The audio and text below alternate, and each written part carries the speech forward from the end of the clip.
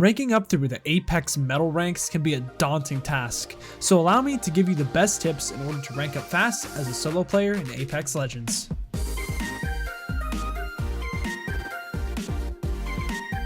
There are tons of guides out there to help players improve and get better at Apex Legends. As somebody who is new to the game, I want to provide what I believe to be a unique point of view, as I have managed to excel my way to the diamond rank in under a week of learning the game. Coming from competitive Overwatch, I can distinguish gameplay deficiencies in different skill brackets, and today I want to share that knowledge with you.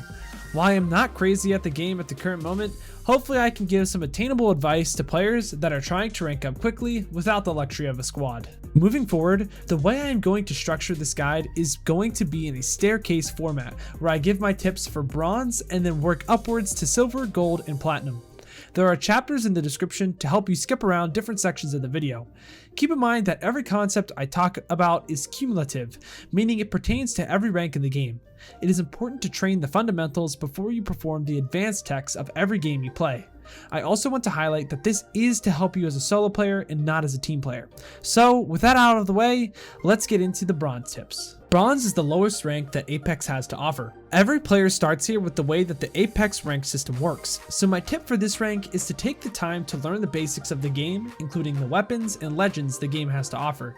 It is important to understand which guns you prefer and good counterparts for those guns. These can be called your preferred loadouts. For example, pairing an R301 or flatline with a Peacekeeper is currently my favorite loadout to look for within every game of Apex. Obviously, with different legends, different guns are preferred, but you will learn this with time. Great starting legends include Bloodhound that can see through walls and Wraith for some easy to learn mobility. Gibraltar is another character that is great to learn, as his shield is a staple for high level play. Building off of loadouts, it is really important to understand what guns are inherently better and creating loadouts based off of that. This will also help you make decisions quickly while on the battlefield. There are many videos that are uploaded constantly as seasons go on, so if you are ever confused, just browse different lists that you can find. If you are interested in my own list, let me know down in the comments below. Once you have figured out your loadout of choice, make sure to go into the firing range and learn the recoil of your favorite weapons as well as all the weapons in the game.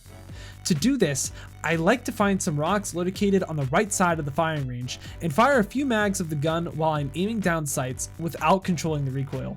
This way I can distinguish the recoil pattern and adjust my aim in order to compensate and keep my crosshair on target. I will then move to a different wall and start to control the recoil in order to learn that pattern. Make sure you don't stand too close so that you can actually see the variation that you have to control.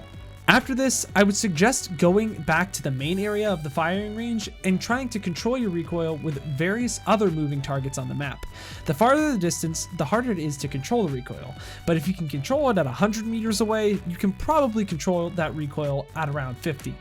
You also want to make sure that you are not using a barrel stabilizer, as this would make the recoil easier to control, which will hinder your practice efficiency. In my opinion, the easier recoils come along with the R301, Spitfire, and Alternator, while the hardest recoils reside amongst the Flatline, Devotion, and R99. The R99 is strictly difficult for me due to the high rate of fire, but every player is different in terms of what they excel at. Moving forward, we have Silver. Here's where losing RP every time you Q is introduced, but it is minimal and you won't notice it much. However, how you rank up is determined by your placement and your KP, or kill points. To generate a kill point, you have to either full kill or assist with a full kill. Currently, the maximum number of kill points within every game of Ranked is 6 per player, so use this to your advantage. We will get into this concept later in the guide. My advice for silver players is to now learn how movement works within Apex, as it is arguably more important than hitting your shots within every match. There are many different movement techniques that this game has to offer, but there are a few that you will want to learn before you move on to the niche techs you can perform later down the road. First off, it is important to understand that you run faster with your fists out. This is important as it helps you build more momentum compared to running with a gun out. Movement is very fluid and revolves heavily around sprinting, jumping, and sliding. Unlike Overwatch, your character can build momentum in Apex to move farther in different situations after using a slide. For example, instead of running down a hill, you can slide down the hill and then jump at the bottom to not only descend faster, but jump farther as well. This helps you scale distance faster and possibly get to an advantageous position before your enemy, which ultimately decides fights as you play the game more and more. Slide jumping after sprinting for a brief period can also help you move around corners to either close the distance on an enemy or dodge the enemy's line of fire. This also allows you to traverse space much faster, especially on downward sloping terrain. You can also slide immediately after climbing upwards without building up any momentum. This can help you especially on building heavy areas within Fragment East and West on the current competitive map, World's Edge. I personally recommend Asu for advanced movement along with a few others that I have listed in the description. In the grand scheme of things, your movement does not need to be super crazy to reach Diamond, but it will definitely help out in the long run. As long as you have the basic movement mechanics down, you're ready to move forward to Gold. Now that we have the basic movement mechanics of the game down, let's move into when you should and shouldn't take fights, as well as what you should do in tough third-party situations. In Battle Royale games, third parties are a common reason for death, and it can get quite aggravating. But in Apex, there are many ways to fend off third parties effectively due to the nature of the game. To explain what I mean, let's discuss a few hypothetical situations. Say that you see a team later in the game that doesn't see you. Using this, you can easily close the distance without them noticing. You can then take the fight and win, but obviously take some damage to your shield in the process, which is rather common. Since it is late in the game, you probably have a red shield, so you decide to just heal up the damage when you get into a safer position next to the enemy loot. But then you hear another squad running up on you. In this situation, you can perform a quick shield swap by taking the armor in the boxes of the squad you just killed to quickly counter the pressing engagement. While you are still in a huge disadvantage in this position, armor swapping can be the difference between negative RP and positive RP. Sometimes avoiding fights entirely within ranked is the better way to go in order to reach the final zone consistently, which is extremely important within ranked Apex. If you just respawn a teammate but hear shots nearby, that usually would be a great time to get some KP, as shots are a great indicator of a third party situation. It is probably smarter though to play a lot more passive and get your teammate looted up first. If you are in a fight but your enemy has the high ground or is in a position that is extremely difficult to close the distance on, disengaging is a perfectly valid approach. While I can't give every single hypothetical situation, these are the most common ideas that go through my mind within every fight I encounter. If you are really struggling with third parties, I recommend trying Crypto, as he can scan banners across the map to alert his team of how many squads are within 200 meters of him. If there are 2 or more, I generally try not to fight unless I know I can kill an opposing squad in 10 seconds or less. You can also get kill assist credit for scans on his drone, which can be beneficial if you're struggling to finish with enough KP to go positive. Finishing off with Platinum, this was the rank that slowed me down the most. After watching a few of my games back, it was clear that my problem was that my overall transitioning speed from action to action was very slow. I looted extremely slowly, I took fights slowly, and I always hesitated when taking actions. Ultimately, practice makes perfect, but without the mindset of playing faster, you won't find any improvement. I know this tip just sounds like, just loot faster, bro. But there are so many ways to go around improving this. What I recommend is to go back into the firing range again and figure out how you want to manage your inventory. Personally, I look for 4 stacks of whatever my primary weapon is, a stack of shotgun ammo, 4 shield batteries, 8 shield cells, 2 med kits, and the rest is extra, whether it be a Phoenix kit, grenades, or more ammo if my secondary is not a shotgun. While this is a good reference point, inventory management can change depending on the character you are playing.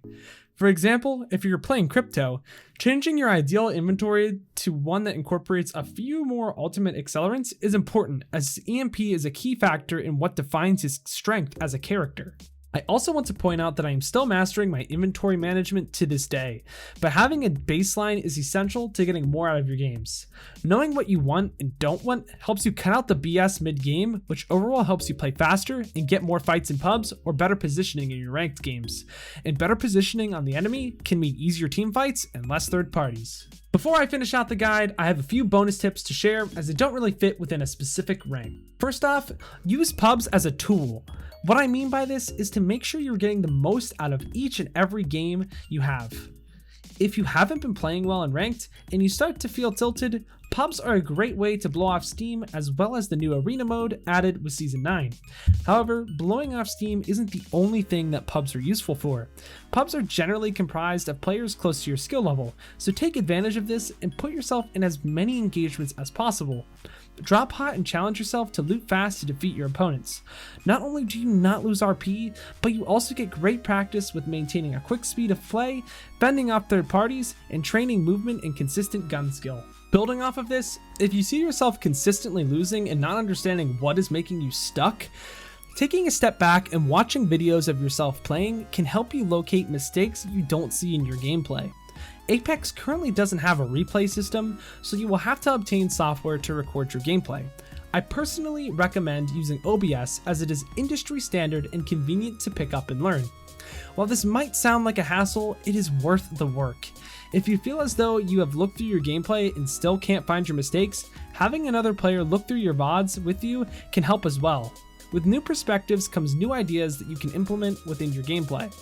That being said, I do intend on stepping into Apex coaching in the near future, so consider joining the Discord community to meet tons of like-minded players trying to be the best that they can be, just like you. I would be more than happy to sit down with you and help you become a better player as well. Lastly, make sure that you are maintaining a healthy lifestyle whilst you try to improve within Apex or whatever other game you try to play in the future. If you have been watching the guides on this channel for a while, you can definitely understand what I am talking about. But for those of you who are new to the channel, it is extremely important that throughout your grind, you make sure to maintain a healthy lifestyle and implement new additions to your diet, exercise, and social relationships. When I was competing semi-professionally within Overwatch as a player on attack mode, we implemented what we call as a player assessment tracker, which had a section dedicated specifically to exercise. Exercise and eating healthy are two things that can boost your mood and self-esteem. This drastically affects your play and will help you tilt less, which is something you ultimately need to avoid as much as possible as you make your climb. I personally like to just go outside and take a walk or go on a run every now and then to clear my mind before rigorous training sessions. I also have seen the benefits of eating healthy, as it makes my body feel less stress in tough combat situations, which Apex brings to the table rather frequently. And with that, the guide closes to an end. I am not a pro player by any means, but I hope that through my experience, you have found some value and can learn to excel through the ranks.